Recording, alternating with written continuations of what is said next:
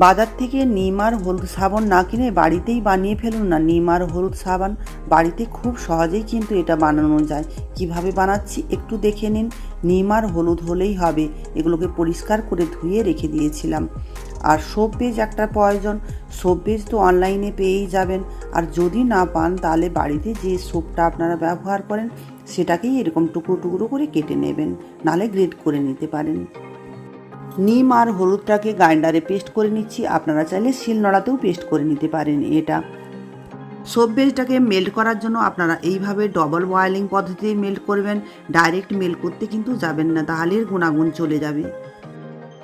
Soap বেসটা melt হয়ে গিয়েছে। এবার দেখুন এর উপরে দিয়ে দিচ্ছি ওই নিম আর হলুদের পেস্টটা। এখানেই দিয়ে দিচ্ছি 1 চামচ নারকেল তেল, আর ওই চামচেরই মাপ করে দিয়ে দিচ্ছি 1 চামচ গ্লিসারিন। এখানেই দিয়ে দিলাম ভিটামিন ই ক্যাপসুল একটা। আর সমস্ত কিছু দেওয়ার পর 1 মিনিট মতো ভালো করে এগুলোকে ফুটিয়ে নিচ্ছি। এটাকে কিন্তু গরম অবস্থাতেই দেখুন মোল্ডের উপরে ঢেলে নিতে হবে। এটা একটা সিলিকনের মোল্ড। আপনারা চাইলে যে কোনো প্লাস্টিক কিংবা স্টিলের বাটিতেও নিতে পারেন। সেক্ষেত্রে আপনারা কিন্তু একটু নারকেল তেল দিয়ে গ্রিস করে নেবেন।